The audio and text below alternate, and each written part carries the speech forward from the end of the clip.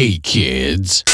You're listening to the internet's wettest podcast about video games, consoles, and pancakes. The SML Podcast. Prepare for the SML Podcast.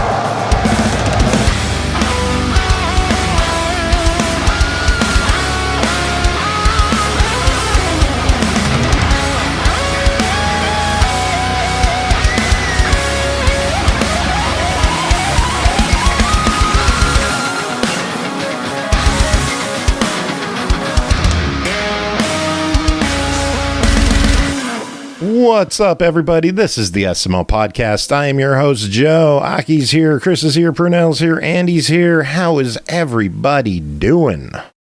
Wonderful. All right. Tired. All right. Pretty Oh, good. good. I think I'm gonna eat some candy soon. Doing great. What kind of candy are you going to eat? Oh, candy. I got Swiss cake rolls and Nutty Buddy bars or whatever they're called. Not candy. It's chocolate that makes it candy, That's snack bars. which is candy. Candy's candy. Exactly. It's a candy disagree. bar. That's what a snack It bar is is. a It's a pastry. candy bar that's filled with chocolate and sugary goodness, which makes it candy. Andy, how have you been? How's things going? Pretty good, man. Just addicted to Clover Pit. That's about it. That's my life now. How is that? Really good. I don't know why. It's got just a good appeal to it. I mean, it's very much one of those games of like, let's do one more run. So I'm sucked into that. Was that the slot machine one? Yeah. Yeah, it's it's like Balatro, but with a slot machine. I mean, you're just trying to get like combos, and you've got your slot machine symbols, and you're basically collecting like little lucky charms that help you get more of the symbols. So, like half the time, I'll do like a Clover run, and I'll try to find lucky charms that boost it so that I have more percentage to gain clovers. And if I get clovers, then their price increases too. So you're just trying to get like I knew you were interested in that one. I got some emails about it. I didn't think anyone cared about it. What are we talking about? Because I zoned out and then I heard Lucky Charms and I really want to eat cereal now. What are we talking about? I wish. We're talking about a game called Clover Pit. It's literally just like a slot machine game. It's kind of, like I said, it's kind of like gambling. how in Balatro you're like trying to find combos. Clover Pit. Yeah, I'm curious about that, but I don't want to pay for it. But I want to play it. Yeah, I mean it's a cheap game. It's like $10 or something like that, Not that the price matters, but it is like I've already put in like 6 hours into it. I'm playing it right now too. And it's literally just like you're playing a slot machine, but imagine playing a slot machine and then you get little charms, and the charms help you get more of a certain symbol, and then you can also boost the amount of like coins you get from that symbol as well too. And then there's a lot more to it than that. I'm giving you like the very, very basic version, but it's fun. It's addictive, and it's definitely one of those games where you're like, all right, let's just do one more run, and then it's 6 hours later. So it's awesome. It's fun. If it comes in, Pernell, you're on the job. All right. That pit be clovering. Yeah.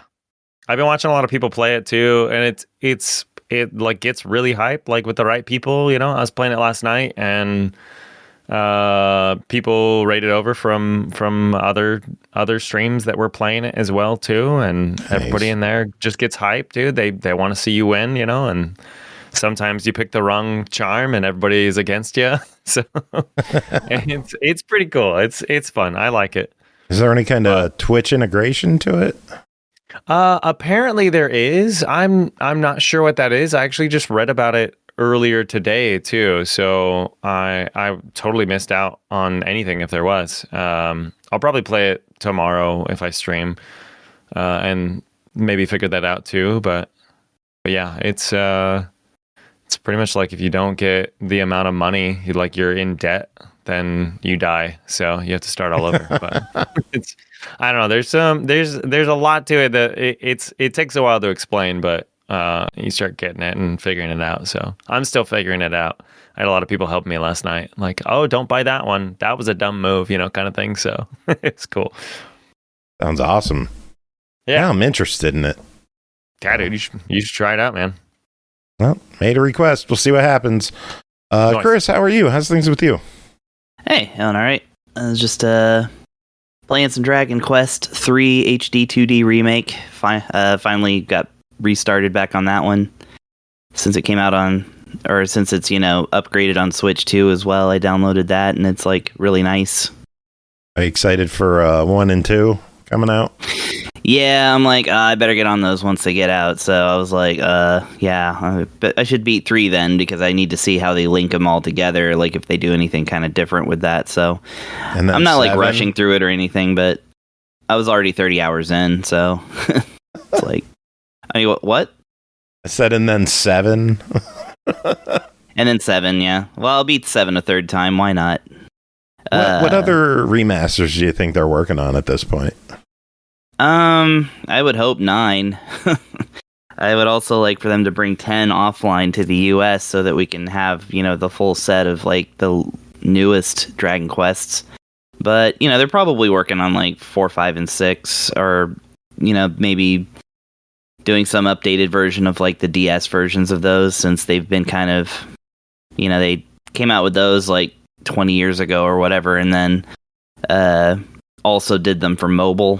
And so I'm unless they're I don't know, it's hard to know what they're really working on, but I know that that's something that they have access to, or that they wouldn't have to just completely build from the ground up. But who knows?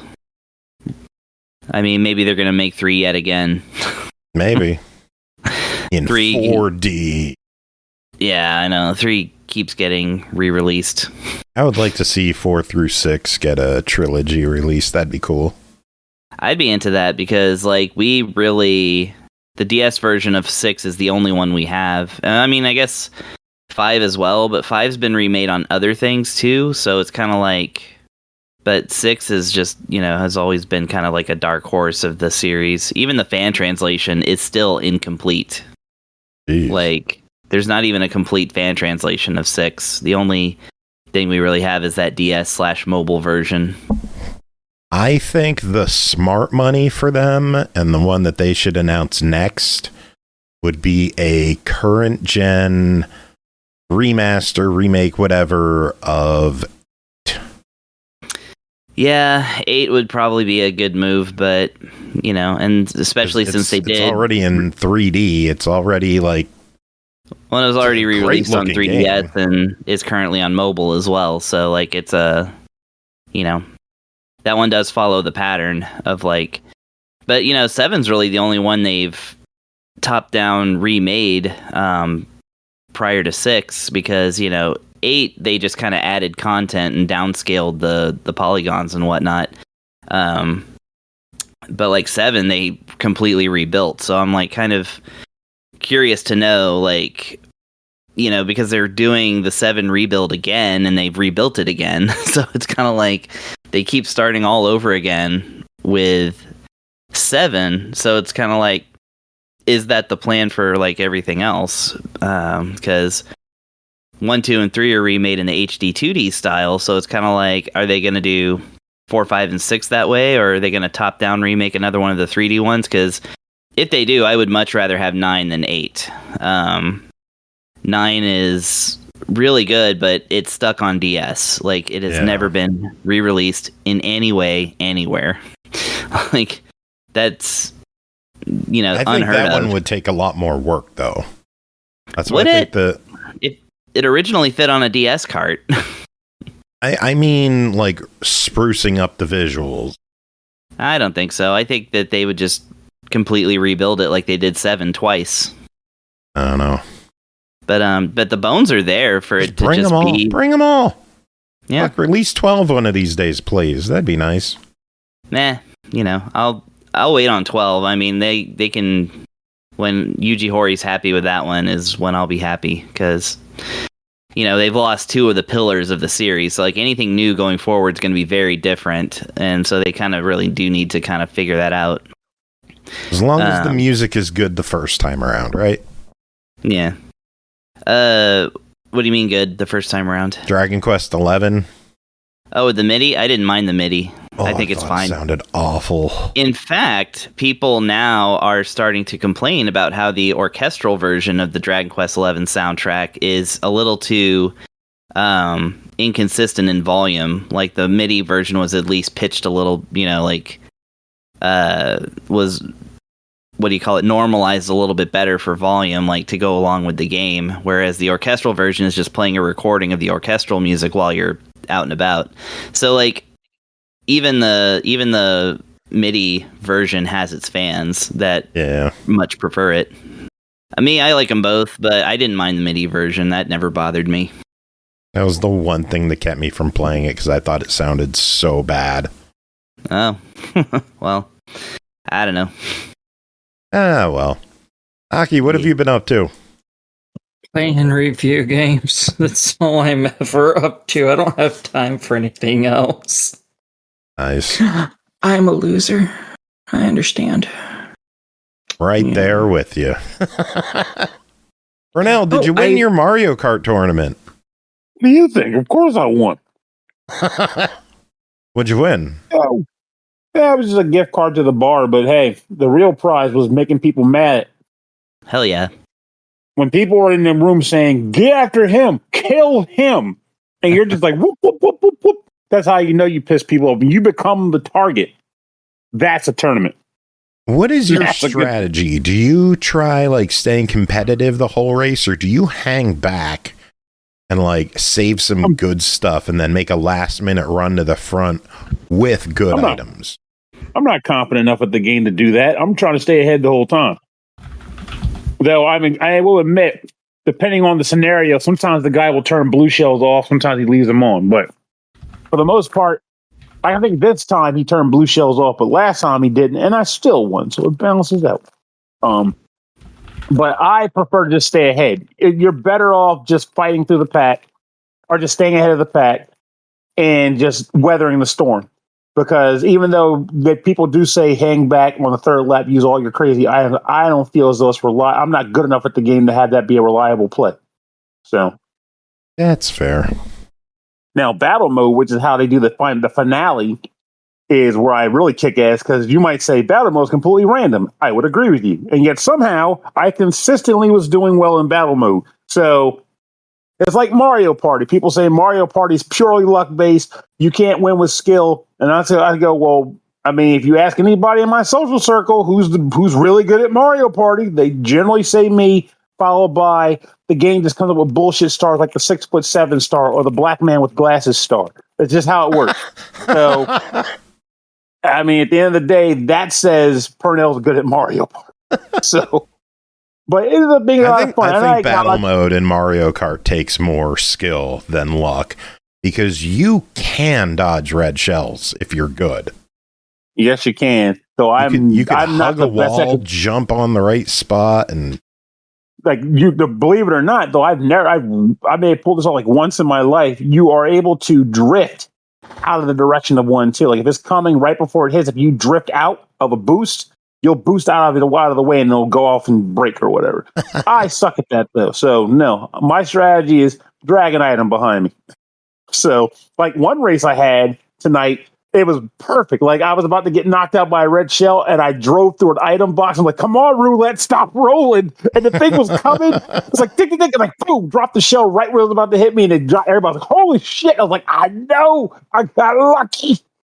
But it's a fun time. And I like when people are like, the hell, man. Like one person straight up was like, when it was all over, because she missed the finale, she's like, did you lose? You lost, right? I was like, hell no, I didn't lose. What do you think this is? I came here to win. I'm a fucking winner.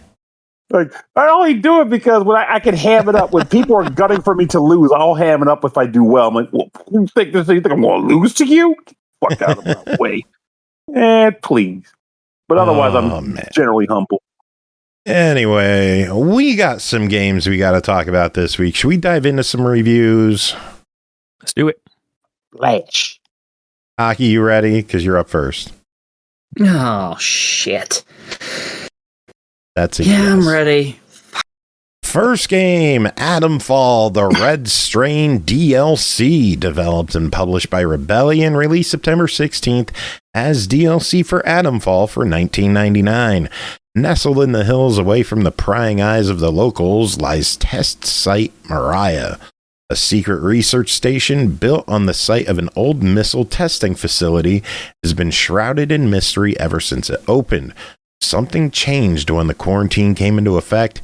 The facility has fallen into more nefarious hands who are keen to keeping its secrets for themselves. Now a route back into the facility has been located, and with it the opportunity to finally get some answers. Aki, what is going on in the Red Strain? All right. In this, you're playing as a dude who just woke up one day in a quarantined area of England. Some weird shit's going down. There's people that have turned into monsters and a big old rat problem. Oh yeah, and robots that want to kill everybody. Woohoo! Yay. This is DLC for that. The DLC of this game, this is the second piece, they all take place during the actual campaign. So you can start the game and within a handful of hours, immediately jump into either of the DLCs. So it's not like Assassin's Creed where you had to beat the game. This is just incorporated into the main game. You could tackle it whenever. Correct. Very good.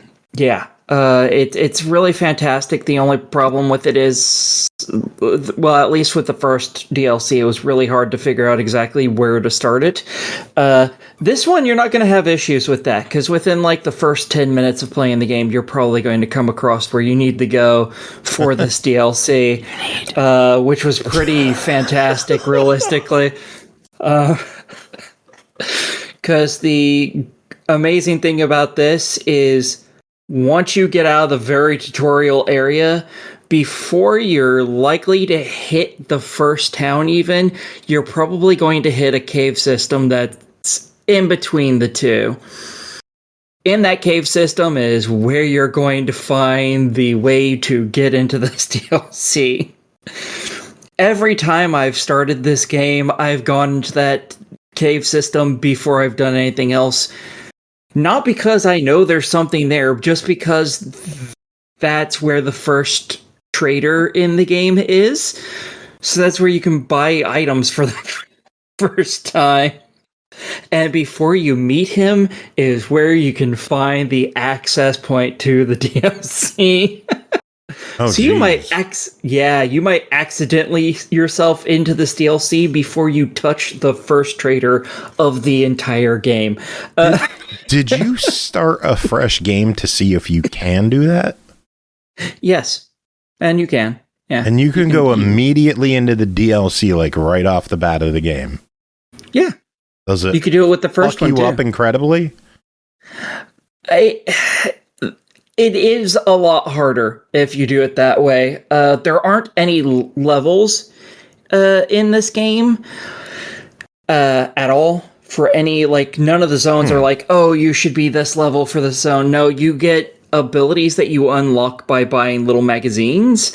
And as you level up, you get points that you can put into those. But you have to find them to basically buy those skills with the points. So many of them are randomized. Like, you can find them in shops sometimes, but they're randomized. As such, there's no, like, you need this for this level area or anything. I didn't say that. I heard you say you need. I did say I need. I hate you people. But yeah. I remember firing up Atomfall when we first got it, and I put maybe like 45 minutes into it before I started getting motion sick. And in that time, I went into like a single bunker, and I had 3 magazines. Yeah. That sounds about right.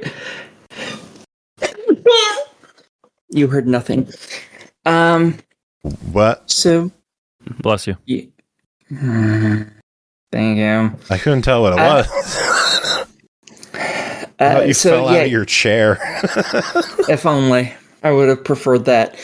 You head into this new area, and basically this entire area has been quarantined because they took out some of this bad juju stuff that's in the main game and started testing on it and have created a mutated strain of it that is bad news. And realistically, there's some new enemies here, but most of the enemies, kind of like the first DLC, they're just slight reskins of standard enemies throughout the game. If you immediately start this DLC, it's going to be much harder than if you started up the game and then ran to the first DLC and started it immediately. Because a lot of this campaign is about robots, and robots fuck you up pretty quickly and easily. You really want to have some decent guns before you go in and start fucking around with robots, because they don't play games. You will be sent to do parts of the main campaign if you haven't done it yet, because there's some objects that you need in order to get real far into the DLC. Namely, there's a electric current redirection device that you need to obtain. You get that story pretty quickly, realistically, and you can get that item extremely quickly. So you need that in order to start this, because there's an upgrade to it, basically, that gives you some new abilities, which are really nice. They allow you to hack the robots and make them allies, which is one of the coolest abilities just in general, because robots are assholes, and anytime I can make them kill the enemy, that's a good day. Many of the enemies in this are reskins. There's ferals, which are the mutated people. In this one, they're infected ones. Jacob's the mutated people. Aha! I agree. Got him. The difference between ferals and the infected ferals are one thing and one thing only. The ferals glow blue. The infected ferals glow red. That's it. That's all there is. Then there's, infected rats. Well, the difference between the rats and the infected rats are one glows blue and the other glows red. Starting to see a theme here. The Bloods and Crips? Oh, shit, yeah. Yeah, the main game is all gang about the blue warfare one. of rats. Oh, my God.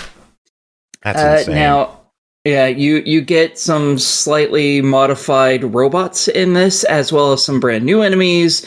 There's some weird bug creatures that are basically rats, realistically speaking, that attack you with swarms like the rats do. And then there's some new robotic enemies, which were interesting, and I fucking hate them all. There's a swarm of tiny robots that will climb up walls and stuff and come down and swarm you. Kind of like rats, except for they can climb on walls and therefore are significantly more heinous. And now there's flying drones that will attack you as well. And they don't fuck around either. I don't like either of them.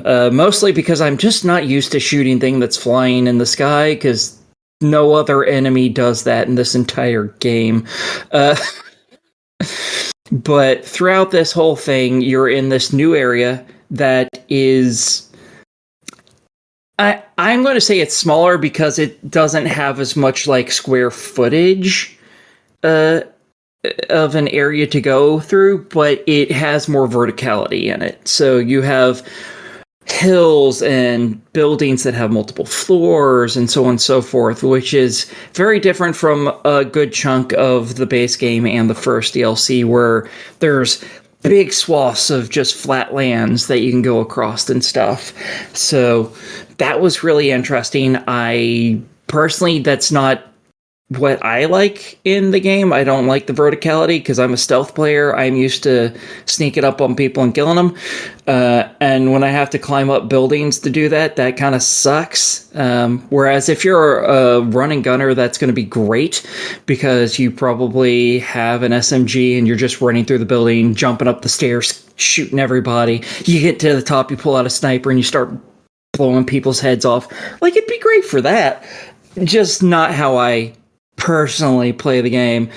And while you're here, you're looking for new items that are basically like the batteries in the main game. You have to find a certain amount of batteries to unlock different areas of the interchange. In this one, you're finding brains that do much the same. They unlock new areas that you can get into in this DLC. So you're going to be very familiar with that mechanic. There are 2 different endings for this, and there's a handful of new weaponry and skills. There's, I think, 3 new skills in total. One of them gives you the ability to steal weapons from the giant mechs and carry them around like heavy turrets from like Halo and stuff, which is kind of interesting, not super useful for, again, my personal play style, because it makes you move real slow, but they are some strong fucking weapons. And then there's ones that just makes you take less damage from the red strain version of the mist that's around. New weapons, you get a couple silenced weapons, which are really cool because the rest of the game doesn't have any. You get a new knife, which has its own special animations that look really cool. You get a couple heavy weapons that you get from the robots, as well as a couple new grenades, one of which is really awesome. It's an electric grenade, and it kills things in a wide area because the electricity hits multiple targets and links between them, and it also stuns robots so that you can use your new 2.0 tool to hack them and turn them to an ally. Woohoo! There's also kills in a wide area and shocks robots. Sounds like Jacob's farts. He'll be here later on. Let's talk about price on this one. It sounds like there is a lot in here. It is a $20 DLC package. It is not included in the previously released deluxe edition. This is a separate purchase. It is possible that when everything is all said and done, Rebellion will release a complete edition. But as of right now, it is $20. What do you think?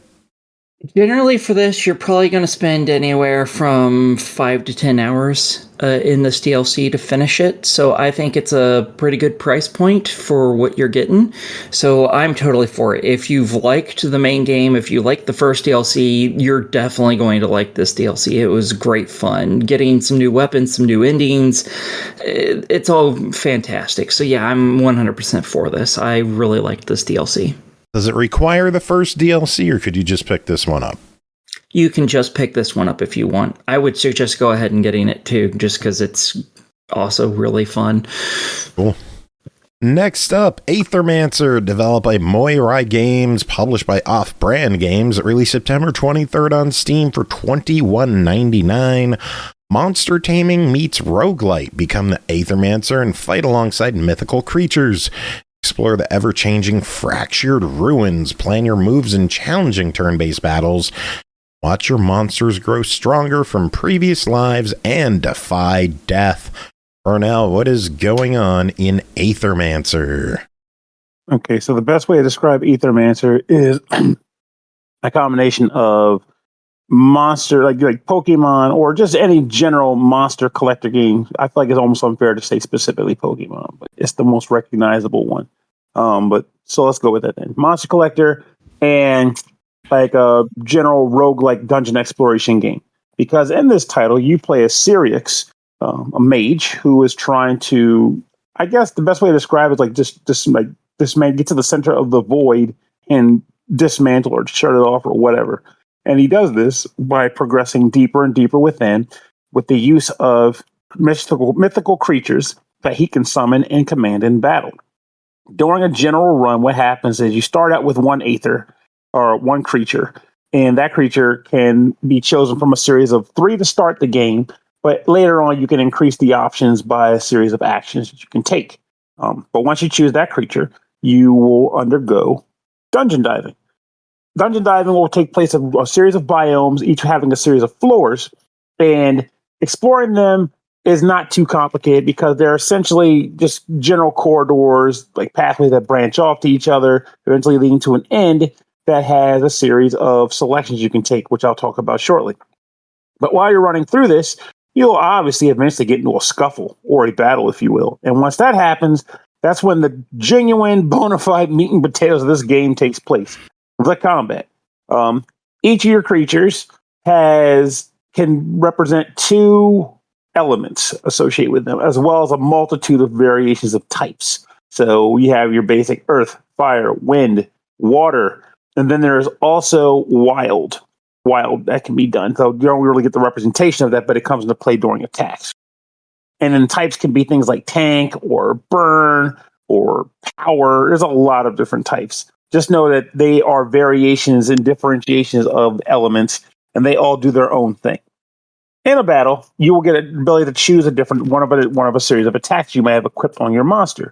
The attacks are accessible by way of an energy source called Aether. Aether is earned by your monsters doing base attacks or from a multitude of different side effects that could take place during combat. Some of which can be due to the opponent's monsters, others by your monsters, and then others still items equipped to your monsters. If you have the resources available, say, for example, for Fire Aether, and your monster happens to know Fire Wave, you can cast Fire Wave and hit all the monsters on the side of the board for like 4 times 3 fire damage. That is 4 attacks 3 times. 4 damage 3 times. Now, every monster that you fight also has a sort of, I guess, like a shield in a sense, like a energy shield or element shield. If you hit the corresponding weakness of that shield enough times, you will break that shield and then in turn stagger the monster, thereby giving you a free turn to do as much damage as you can, and they are also in a bit of a weakened state, so you can do more damage. You defeat the monster, you will get 2 forms of experience in this game, not 1. There's actually 2. There's your base level experience, which is the experience that is only available per run. So once that run is over, that experience is starting from the ground up. And it's low number, so it might be like you might have like 2 experience points. Once you get 4 experience points, you'll level up, or so on and so forth. But then the other is called worthiness, and that is the thing that carries over between runs. It's a very slow build up, but once you actually get it to level up, the monster's inherent stats will just get a solid bump, and that will be something that you can use in future runs. If you decide to pick that monster, they'll still have that particular buff that they get. The base experience points, however, when that levels up, you'll get to choose from one of 3 different like perks, I'll say, or traits. And those traits or actions sometimes will dictate pretty much the entirety of how you decide to battle, because this game is drunk on synergies. You will be linking things on top of things on top of things. I'm not even quite sure how to explain it in the context of this review, but I guess a base example might be something like, okay, you have a fire chicken. The fire chicken has an ability where whenever he hits somebody with fire damage, he will ignite and get a power buff. Then you might have another monster who, whenever one of their allies gets a power buff, they inflict 3 poison on the monster with the lowest amount of poison stacks. And then you might have another monster that has the ability to inflict poison damage whenever a poison stack is inflicted on an opposing monster. So there's a lot of cycling that can take place. One of my favorites is Sidekick, where if one of your monsters strikes, the monster with Sidekick can in turn combo and follow up with an additional attack for more boom bow. But the basic point is to make here is that there's a lot of things you're concerned about as far as like stat building, trait stacking, attacks that are built, which are, again, actions or attacks can be done based off the amount of Aether you've generated by way of base attacks and effects. Wild Aether can be used to substitute any of those. At the end of a section, you'll get the choice of, just like a lot of how these games do the typical format, you'll get the choice between like 2 to 3 different locations to go to follow and the proceeding the level. And they usually have different effects. Like, hey, you go this way, you'll meet the witch. You go this way, you might meet a merchant. You go this way, the drops for loot will be higher tier than normal. Stuff like that. Eventually get to the end, fight a boss. The boss is a jackass who has a lot of hit points. They can attack twice per round. And even if you manage to stagger them, they will still manage to get one attack. In other words, you cannot stop the rock when the rock is smacking you back. And that's fun. That's why bosses are tougher. They're meant to be. Bosses are tough. But eventually, you'll also come across it. Before I talk about the eventually, in addition to the stuff I described, every section will also have various events that can take place in them. And engaging them will also, again, make your run better. An easy one to describe would be like Elemental Springs. And it might be, again, just like it says, a chasm looks like a geyser. You walk up to it, you get to choose one of 2 different run buffs, where for the rest of the run, you'll get that perk. And they're usually elemental based. So you come across a fire spring, it'll be 2 fire-themed buffs or whatever. So you'll be doing a lot of that kind of cool stuff. And of course, when you die, you'll go back to the main hub and be able to spend the recurring currency, being Aether crystals, not to be confused with gold. And you can use those crystals along with a bunch of NPCs to better prepare yourself for future runs. Easy way to describe how I feel about this game. The synergies are fan-freaking-tastic. The monster designs are pretty freaking cool. And even though there is a lot to think about in the grand scheme of things, as you're actually playing the game, sometimes the thinking may just come down to, I know what I was thinking about when I chose the ability or the trait, but then once it's happening in battle, things are just popping off, and I'm just happy about it. Whatever. Boom, boom, boom. Power buff. I don't know where it came from, but I planned for it 3 turns ago, so I'm cool with it. I don't know why it happened, but I know it happened. Whatever. There's a lot of fun to be had with that. If you thought Pokemon Synergy was too simple, getting a little bit of this bad boy, you'll go nuts with it. Oh, I should also mention one thing I really did forget that is very important about the gameplay style too, is hit points. The monsters have their own hit points, just like any other monster taming game. They take damage, they lose hit points, yada, yada, yada. However, after every battle, every time a monster gets hit, they take on corruption damage in addition to the regular damage. And after every battle, you will heal up to your max energy, max in air quotes, because your max becomes your HP max minus the corruption you've stacked up on your monster. So the next fight will be that amount of hit points, and so on and so forth, until you find a way to get rid of the corruption. This can be done by area events or from different skills or traits, but ultimately, you have to be mindful of corruption. You can't just steamroll with a monster that has a high HP base, because you will regret it. So now I think I've pretty much covered everything that needs to be covered, everything that you can discover on your own. But the thing that's worth noting is this game is a ton of fun. The only downside I think I have to it, which isn't really a downside to this game, is just this type of game, is that the actual mazes themselves are pretty basic. You know, go here, go there, up, down, left, right. Oh, here's a thing. Got it. Here's a thing there. And then the only other thing, which could also go either way, runs can take a very long time. These are not short runs by any means. You can save during runs, so you're not committed till the end. But again, you will be playing one run for a fair bit of time before you die and start over. If you're okay with that, well, I think you'll have a lot to look forward to here, because you literally heard the only 2 real gripes I have about this game. All right, well, it clocks in at $21.99. Give us your thoughts. Buy this thing. It's worth your money, worth your time, and it's an early access, if I'm not mistaken, which means there's more sweetness to come. Hopefully, Yep, it is more diverse. Yeah, it is. So get on board while the hiring is hot. Yep, they and the plan elevator to be is low. in early access for approximately a year. They are planning a price increase midway through early access, and another once it launches. So if you want to get in now for $21.99. Get on this. Get up on this. Rock on. Next up, Earthion, developed by Ancient Corporation and Bitwave Games, published by Limited Run Games, released September 18th on Xbox One and Series X and S for $19.99. Yuzo Koshiro's Earthion is a side-scrolling space shooter Developed natively for 16-bit systems by legendary Japanese developer Ancient Corporation, guides space fighter pilot Azusa Takanashi through 8 chaotic levels, each with their own unique environment, enemies, and boss fights to repel the alien invaders and save planet Earth. Andy, what's Earthion? Well, so first off, like you said, Earthion has that classic 16-bit area style to it, with a little bit of push from modern technology. It's a gorgeous game to look at. I love the retro styles, and this one they do such a good job on this one. But everything from the ships, the enemies, the little blaster pixels, everything above it, the environments it's all just beautiful.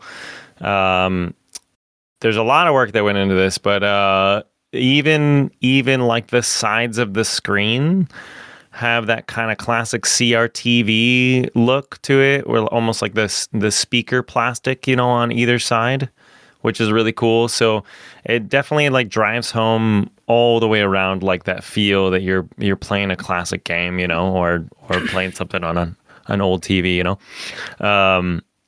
Modern technology has been awesome with this kind of stuff too, because it makes everything look so much more crispy, juicy looking, all the movements from the enemies and weapons and stuff like that, and quick little cutscenes. It's so good to look at. But the one thing that kind of got me was like there's a layering of like the levels too. So like things are flying at you, and like debris, for example, and it's a little hard to like figure out what you're supposed to avoid and what you can kind of like pass through. But I'd say besides that, it's amazing to look at. But like you said, also it's a side-scrolling shoot 'em up. It carries a kind of story that would mimic, like those area shoot 'em ups.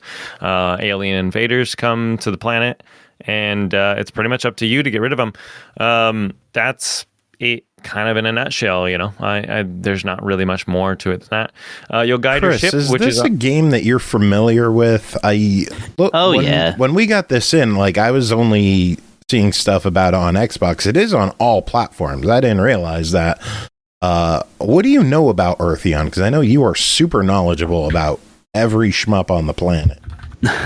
Well, on this one, I have not purchased it yet. I haven't digitally purchased it yet. I bought the limited run special edition physical, so I'll get to play this in like 3 years. Nice. All I know about it is that I've been following the project since Yuzo Koshiro first announced it, and he's been showing off stuff from it forever, and including the soundtrack and everything. And yeah, it's really legit. But yeah, I haven't played it yet, but I definitely know about Earthion. Very good. What was the price on the limited edition? Oh hell. Let me see. $7.99. Comes with a replica spaceship. Yeah, looks like it was probably $99.99 for the collector's edition. Yeah, what did I buy it on? I bought it on Switch. Yeah. Okay. Nice. Well, the game is available digitally right now on Xbox, Switch, PlayStation for $20. Andy, what do you think? Oh, I had so much more to say about it, but go ahead. I'm sorry. I didn't know you had more to go. No, I mean, it's like I was saying. I mean, it's basically a shoot 'em up. But you'll guide your ship. It's armed with all manner of special weapons, through 8 levels in total, across outer space, through the city, down into an underground alien lair, back up into outer space again, with hopefully enough time to kind of like wash off all the alien funk from before. Levels usually consist of you paying an absurd amount of attention to either like pickups or to like enemy fire, or even just enemy ships like coming your way too. You'll be armed with a simple blaster along with some special weapons. You have like things like a fire cannon, laser beams, drop bombs, rockets. So you kind of start off you can carry 2 special weapons and then switch between them. Those also can be upgraded by collecting little green gems that pop up on the screen after defeating an enemy. And then between each unit, if you're smart like me, you get the option to find like little collectible upgrade kits that you can use to boost like the power and defense of your ship. You can increase the weapon level. You can use it to gain an extra life. The game is really, really tough too. So I tried it on normal and then I tried it on hard just to like see like the difference in it. And I went all the way back to easy because that was the only one that I could really like make any headway on too. But yeah, it is a very heavy action, lots of stuff going on in it. Honestly, the game is really, really fun, really cool. And it kind of carries over as well too. So if you get all the way to the end on easy mode, then you can start normal mode and it just kind of resets everything, but you have all the upgrades that you gathered on easy mode, which is really, really nice. So you have kind of a little more of a fighting chance too. But honestly, I loved it. I thought it was great. There's also challenges, like challenge modes in there too. So you can try to survive a level or try to beat the boss faster, or do anything like that, which is kind of fun. But it's a pretty basic game, just a shoot 'em up, 8 levels of shoot 'em up. So, and it looks beautiful. So yeah, I mean, go for it. I thought it was really nice, really fun, dude. I enjoyed it. Cool. So it's a buy it? Buy it. I will. What do you think of that? I did. Nice. Chris, $20. Digital, buy it. Yeah, I mean, definitely. 100 physical, buy it. Don't think you can now. No way, dude. Missed out. Sucks for you. Yeah, let me see. I'll check that right quick. Pre-order stopped like 4 years ago. Sold out. There you go. Next up, Candy Rangers, developed by Mechano, published by JanduSoft, released October 9th. Xbox One, Series X and S, Switch, PS4, PS5, and PC for $14.99. Go on a single-player on-rail shooter adventure in Candy Rangers and match 4 colors with 4 Rangers. Ranger could take down enemies that match their color, and it's up to you to use each one accordingly. Can you match them all? Pernell, did you match them all? Hell no, I'm literally playing it right now because I'm frustrated by it. This game Tell was us a complete surprise. I shall. So, as you said, it's an on-rail shooter where you are simultaneously controlling 4 different Rangers, though technically they are kind of moving in unison with a few exceptions that the game throws at you. And the overall... That's a new one. And in this context of the game, though, as the characters are moving along, you'll be marching along a general path that is laid out before you. And as this is happening, enemies will pop up all over the frickin' place. And those enemies are sometimes flying towards you to do damage. Other times they're just flying around because, I mean, it's nature. I guess bugs bug out and stuff out there. But regardless of which, your job is to kill them because you're a Candy Ranger. And that's what Candy Rangers do. And the way that you do that is by engaging them in gun combat using one of 4 button presses. Each one corresponds to a different Ranger. The bullets themselves also have a very different style of how they perform. For example, if you press the X button, yes, the left button on the crosshair that they show on the game's reticle, you'll fire off an X or cross bullet pattern. So you'll take out enemies in the cross pattern. If you fire the Y or up blue, or rather, your green rather, you'll fire a bullet that goes straight up, and it's like kind of like a vertical blast of bullets. Blue or down is like a sort of like side slant, and then or like downward slant, and then the red with the final one is a horizontal slant. Even though they have these cool patterns, if the enemy's color type says blue, you gotta kill them with the blue bullet type. So even if you feel like, oh, this would have been really useful to use the cross, doesn't matter. Bad boy is blue. Kill it with the blue. Reason why is because the entirety of the scoring mechanism in this game depends on you keeping that combo. And this game is really freaking mean about that junk too. I've gotten decently far into the game, but here I am still on level 1 because I really want to get a 5-star. Did I say 5-star? Yeah, this bucks the 3-star trend. This game is about 5 stars. And in a really both mean and also merciless manner, they show you start the level with the 5-star ranking. And the moment you screw it up, the game shows you in real time, well, you just lost the 5th star ranking. Maybe it'll hit that restart button, which is good because it saves me time. I don't have to wait to the end to know how poorly I did.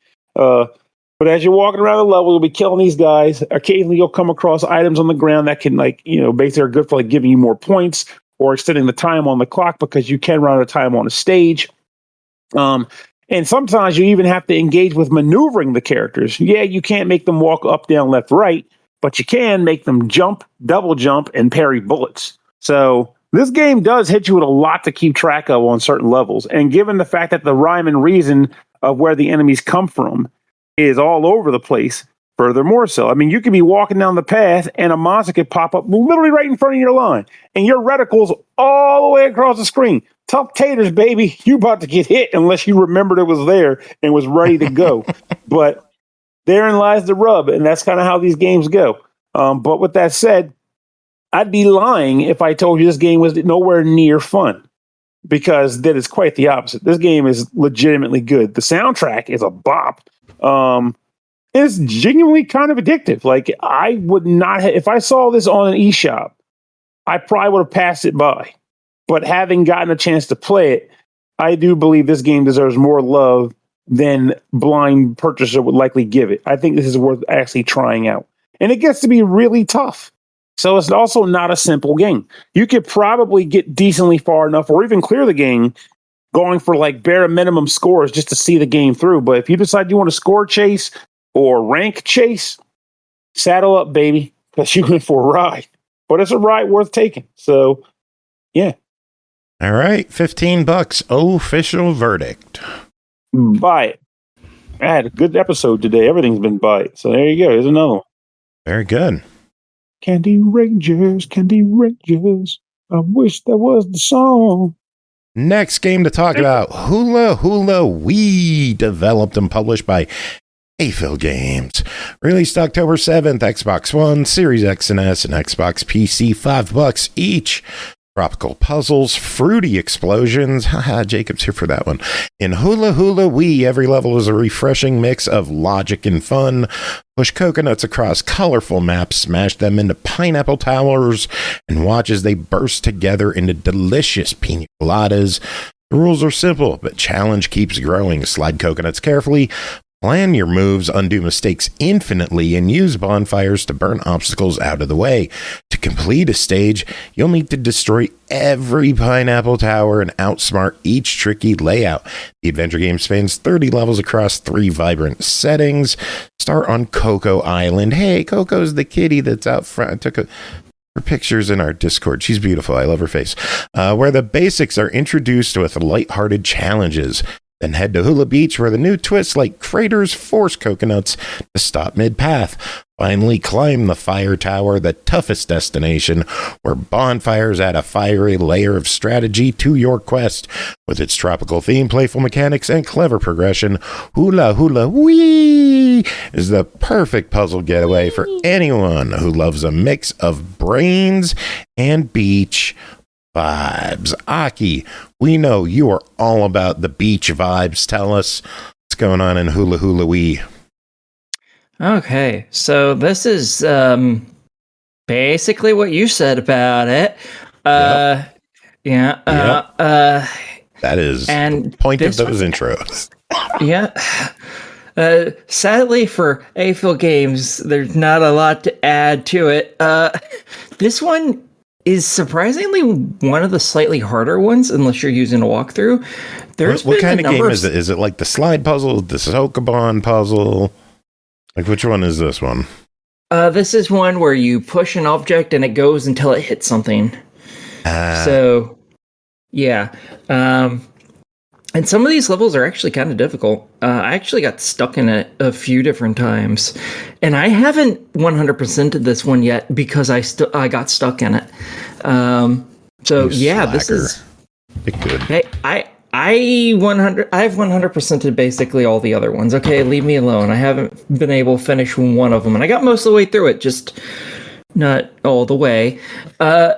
Yeah, I appreciate that it has a little difficulty. I approve because most of these are a piss take. So yeah, that's about all there is for this. I don't know if this is like a quote unquote reskin or not, but whatever graphic style they went with this one I think is really cute. I think it has a good visual look to it, a fun, colorful vibe. Like a lot of these just feel the same. This one, it looks different. It looks... Yeah, even when you get to other environments, it still has this nice, vibrant look. Because originally you start off at like inside... it's different tiles that kind of look like sand, kind of look like maybe you're in a house, something like that, with brown dirt around that you smack stuff into.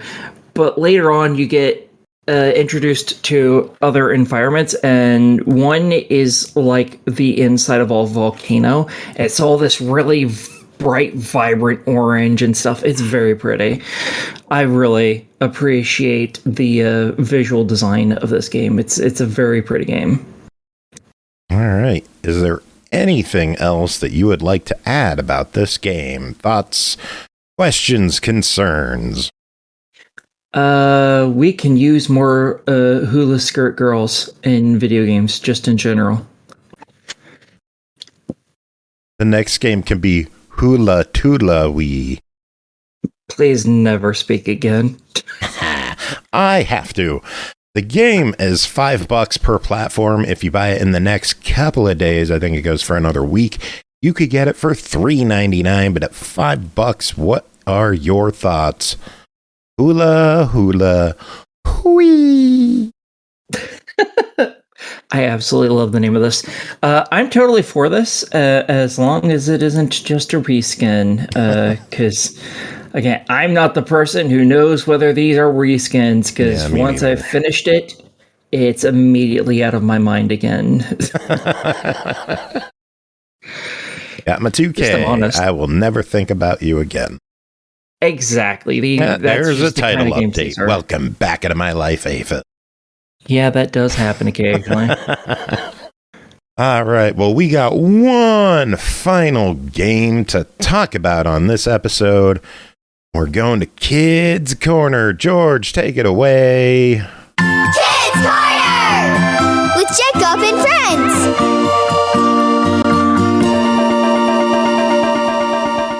One of these days I'll make like a 5-second version of that so I could play it on the soundboard instead of just, you know what I mean. You ought to speed it up so it sounds like Alvin and the Chipmunks. That would actually be kind of awesome. So, might be kind of like hamster dance. Oh, no. Keep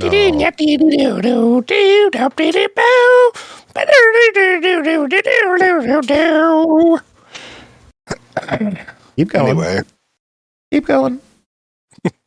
No, we're good. We're good. No, I'm good. I can't do more. Otherwise, we have to pay the license. You started digging that hole, buddy. I'm going to let you dig and dig and dig. All right. No, just bury him in it. I mean, I wasn't really big on hamster dance. I was more of the two guys that did the Quiznos ads. We like the moon, but not as much as a spoon. Like those guys, those are great. Yeah. Rather good. Yeah, their music saved me. Thank you. Rather good. Badger, mushroom.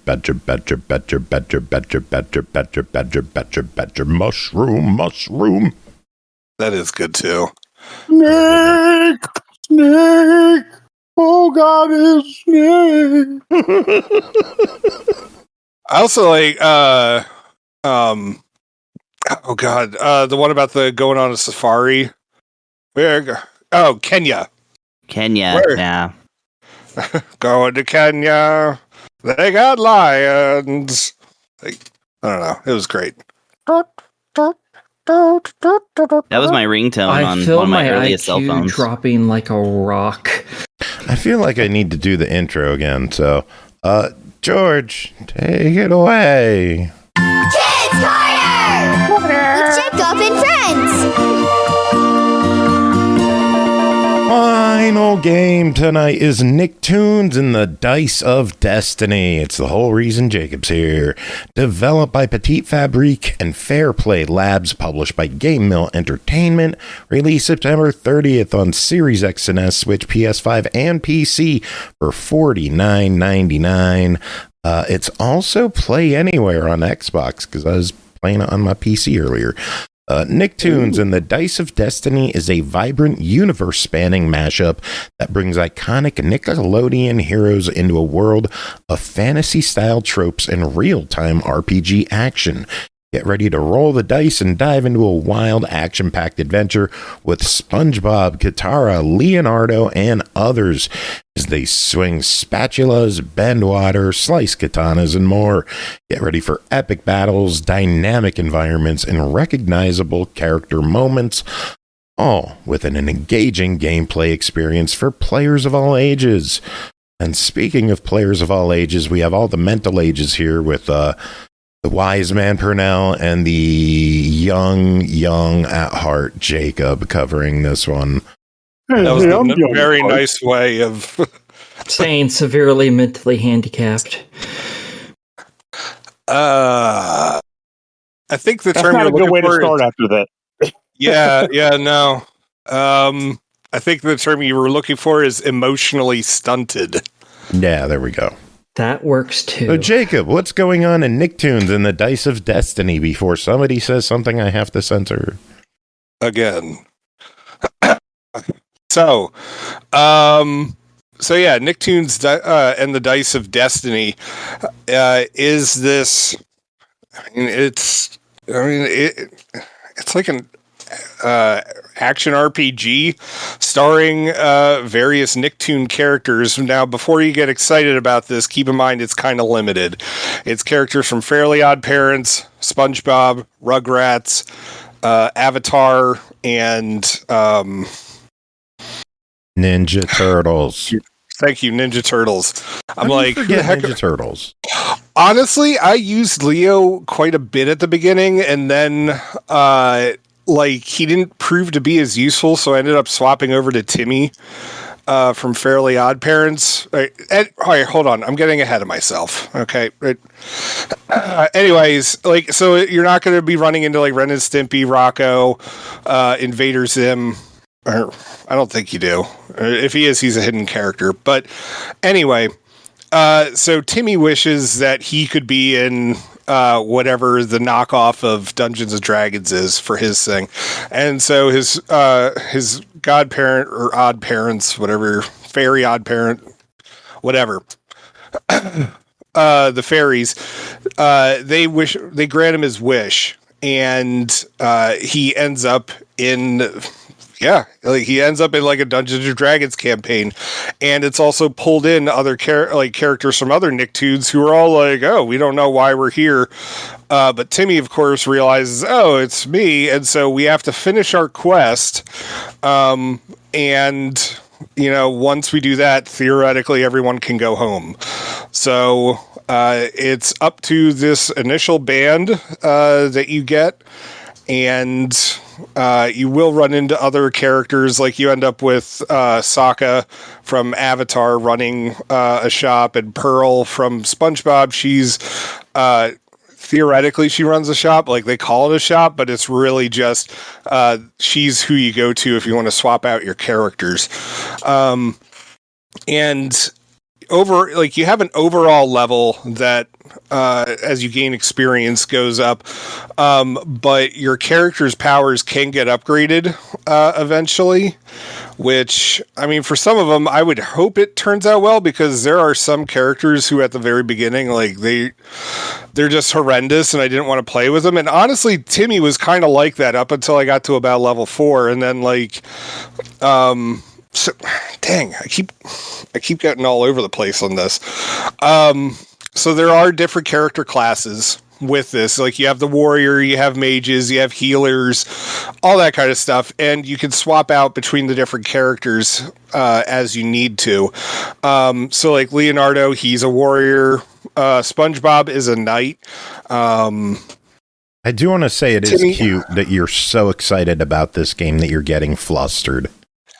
It's because I'm trying to like give a very concise thing, but like the game is kind of all over, and I don't usually cover games with this kind of a depth, and so I'm just kind of like going all over the place with it. Pernell, do you have any thoughts on like, as a kid? Like, hold up. Like, as a kid's game, like, it's surprise. Like, this is a good, like, my first action RPG or my first dungeon crawler kind of game. Like, it's accessible, and there is local co-op on it. And I know my kids were playing it, but yeah. Sorry, Pernell, you can go. Okay, so the best way to describe this game is essentially Diablo with the ability to be played by people who aren't obsessed with the actual stat elements that come from Diablo.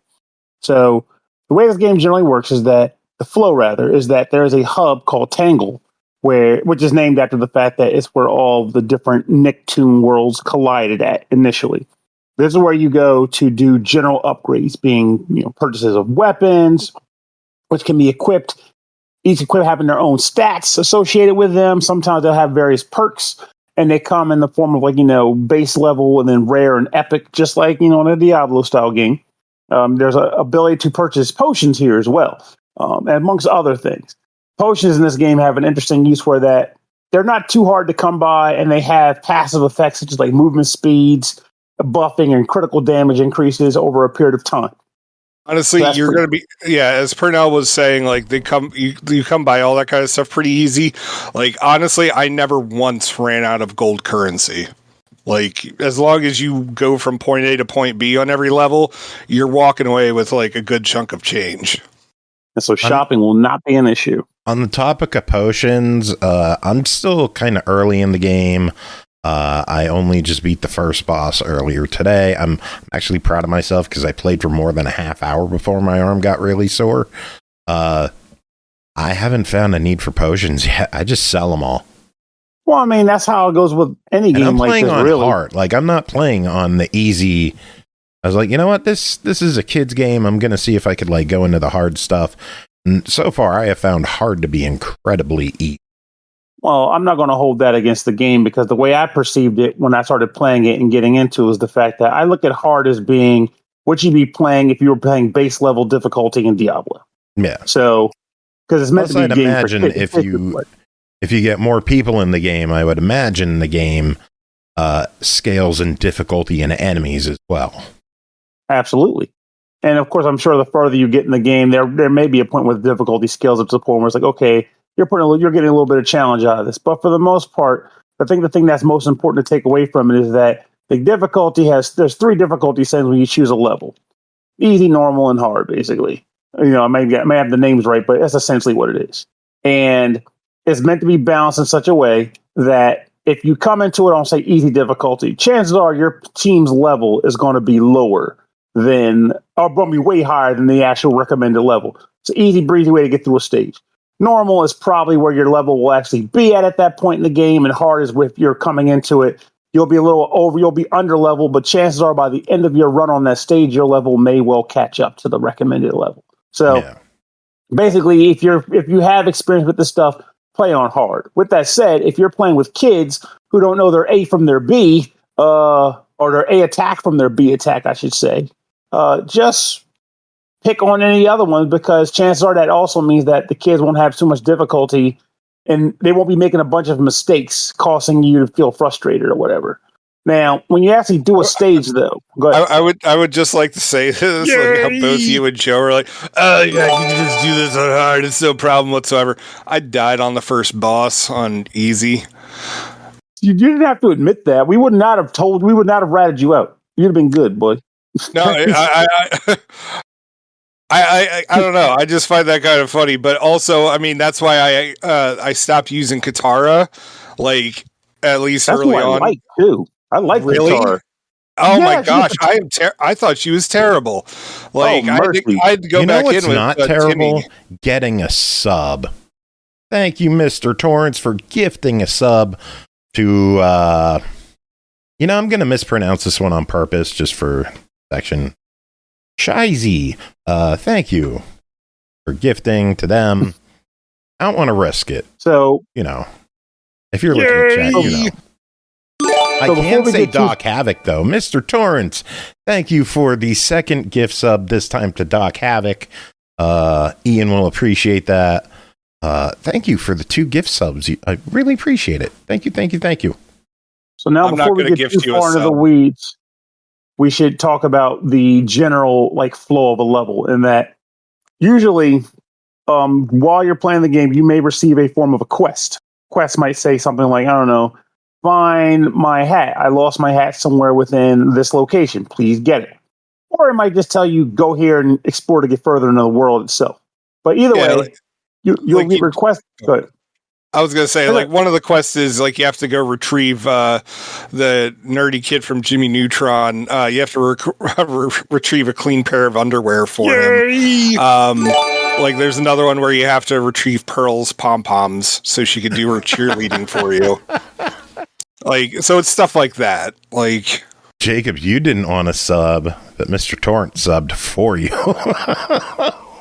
Thank you, Mr. Torrance, for another gift sub.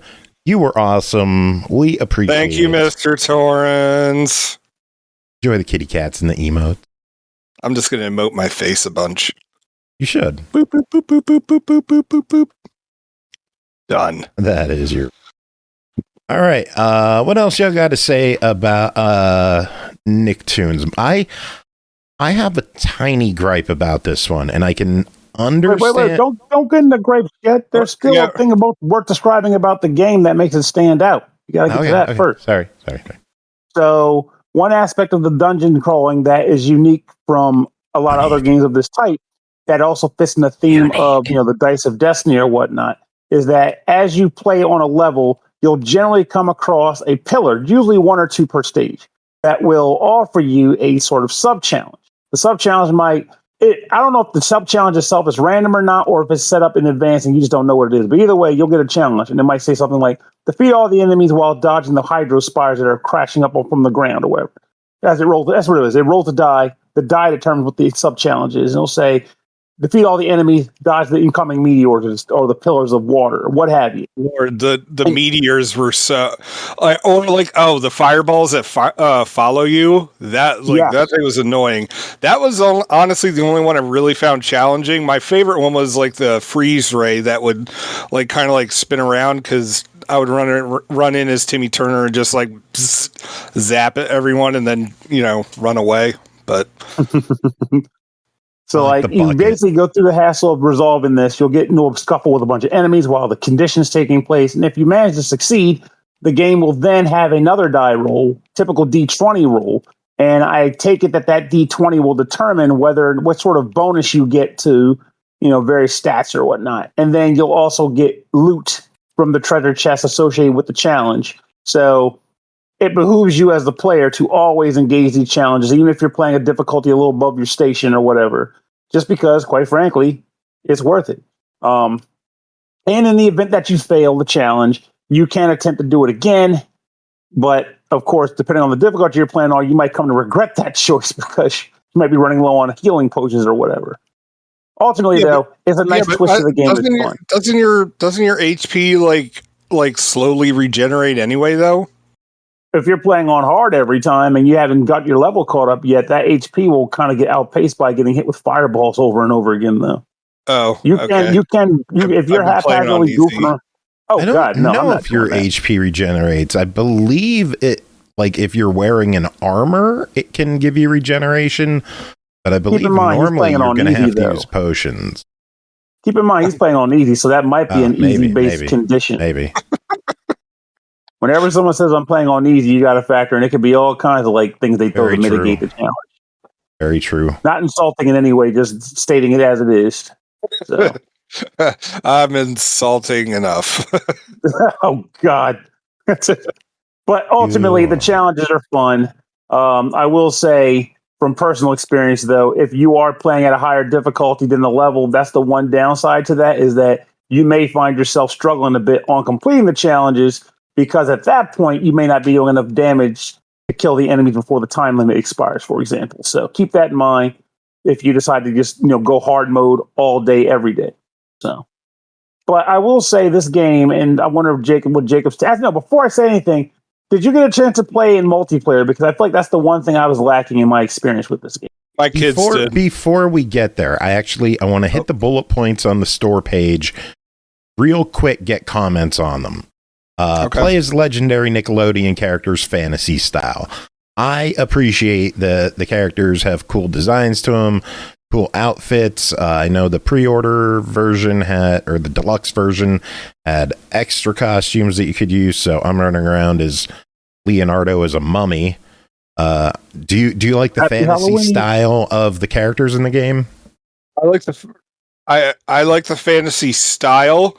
I do not like the art style. I really don't like how they tried to make everyone look similar. I mean, I get it for aesthetic purposes, but I just it's just no. I like it. It drives me up the wall the whole time I'm playing it. Like I'm enjoying it while I'm playing it, but like whenever they do a cutscene, it's like, Yeah. Do you appreciate that each hero comes with their own unique powers and weapons? Unique. I would hope they would, but I mean, like, oh, I'm sorry, Pernell. What? Oh no! I'm sorry, sir. This is on? Kidz Korner. You were not allowed to say words like that, Mr. Jacob. That's what the editing button's for. That's the editing button's all Mr. about. Jacob. Sorry. Tisk. Real-time action-packed battles where you get to master each character's unique style and time. Your combos. He was offering me. Wait. Slow down, sir. He was offering me the question before he started cursing. I would say one thing worth mentioning to that is the fact that I think the thing that's worth most pointing out here is that the abilities and stats that the character or traits that the characters have are fairly well tuned to the characters themselves. So, like Leonardo, most of his abilities are tuned to him working with dual swords and such. SpongeBob is rocking a spatula, so even though he's in a fantasy world, his main weapon as a knight is a spatula, which is very nice. It's stuck with the theme of the character, and so on and so forth. So I feel like if you come into this game, you will find yourself going, "Who do I like? Oh, I like Legend of Korra. So I'm gonna pick this character. How do they play? Just like I'd expect them to." It's very nice in that way. Yeah, but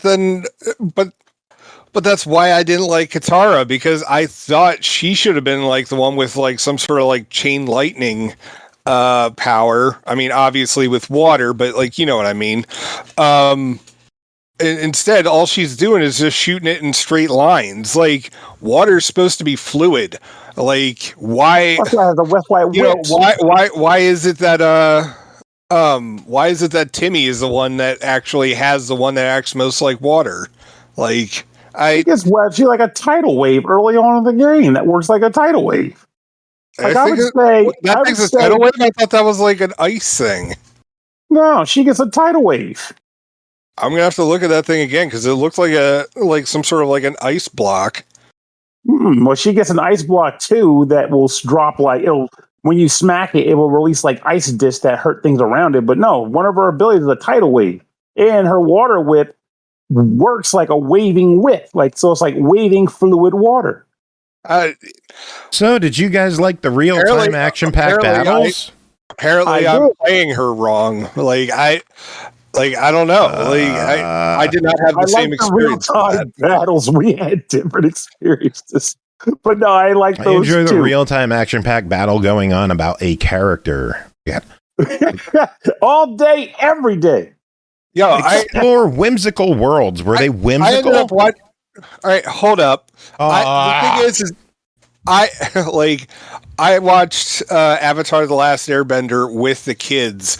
And my wife had already seen it, but I hadn't. And so like we're all like discovering this show together.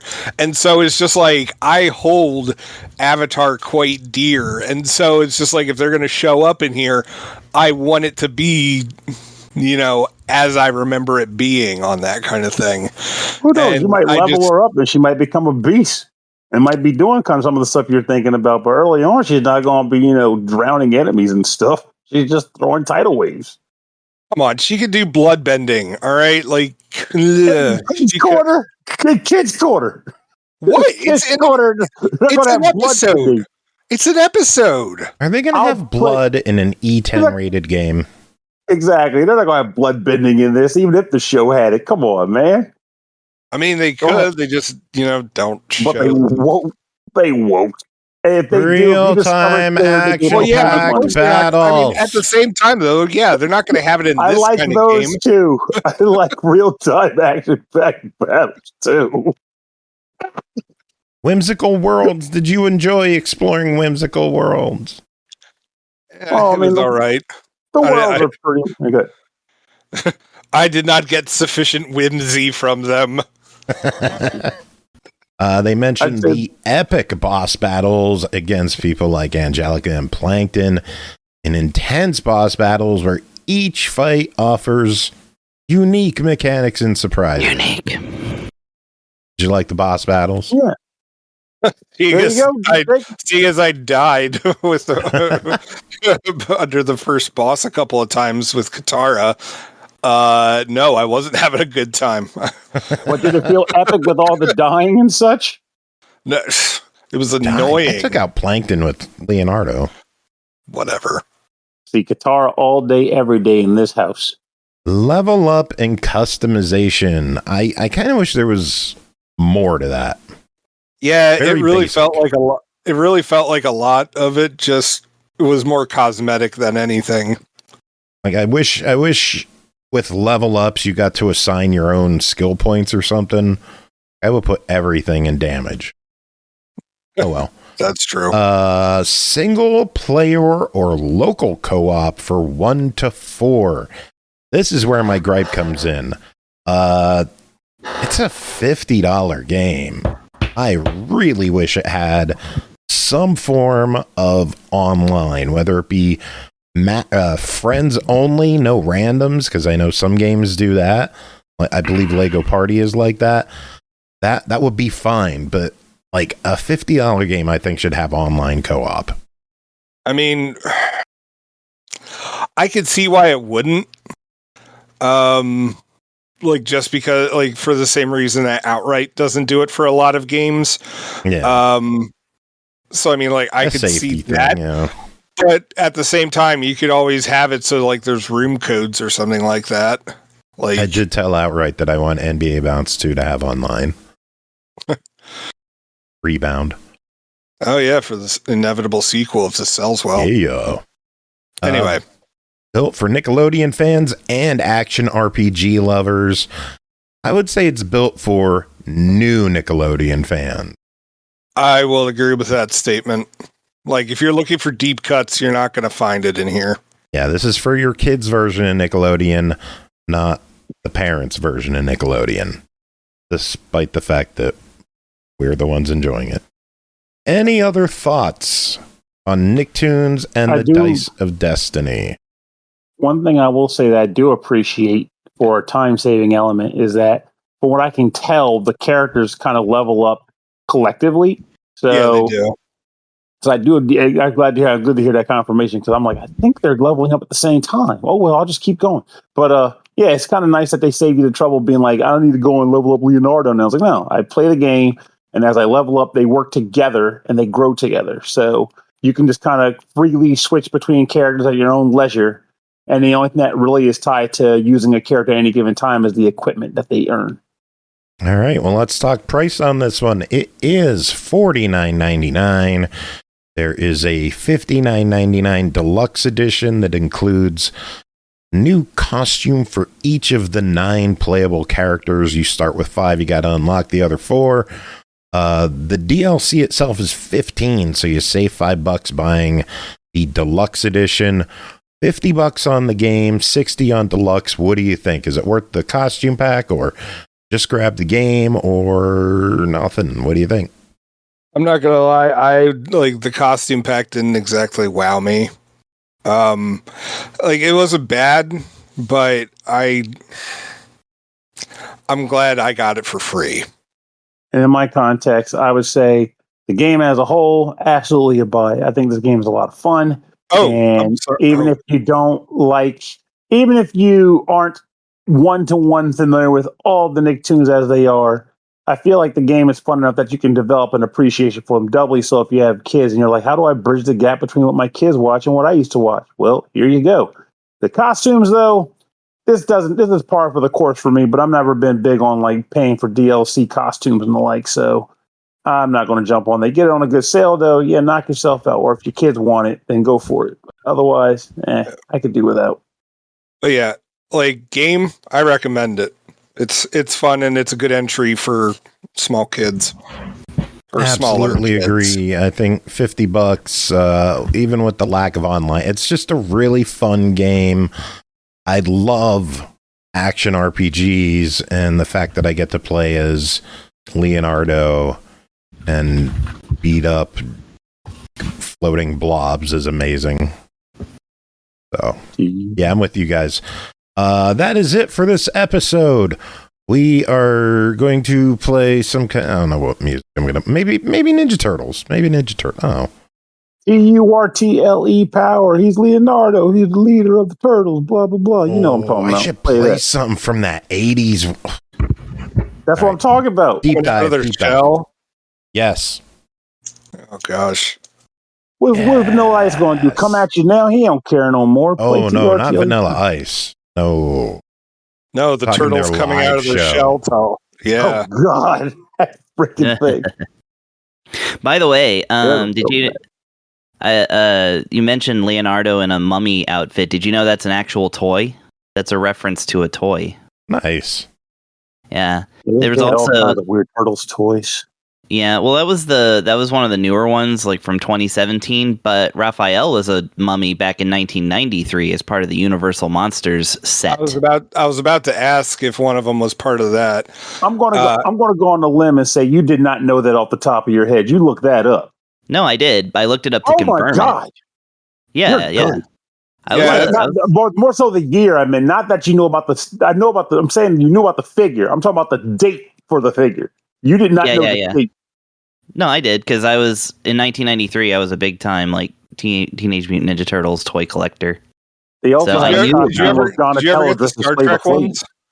No, I didn't. But you see, if anybody remembers the original like run of the Turtles action figures, they always included a catalog of whatever else was around. So it's like I would look at the catalog for like all the time and be like, "Ooh, I want this one and that one and this one." So. Yeah, I knew about the Monster Turtles back in the 90s. Like, I remember when the Star Trek ones got advertised in, like, the Star Trek Next Generation magazine, and my brother and I were so psyched. And we never, ever saw them. Ever. Like, we wanted them so bad, and then I've, like, later on found out, like, we didn't have a snowball's chance in ever getting them. Kidz Korner! Again, Jacob. Kidz Korner. What? What did I do? The H word. No. But that's a place. Ooh, those Star Trek figures they're not too bad, but yeah, they're a little expensive. Wait, okay, we're ending the show. Does anyone have any final words to end the show so that we could start the show and get this all finished? Hi, kids! Power. He's Leonardo. He's the leader of the Turtles. He gets down, busting up heads, though. With 2 blades in his hand, he gets slicing. Cut him up, baby. Gonna give us some sushi. That's the episode. Wrap it up. Done.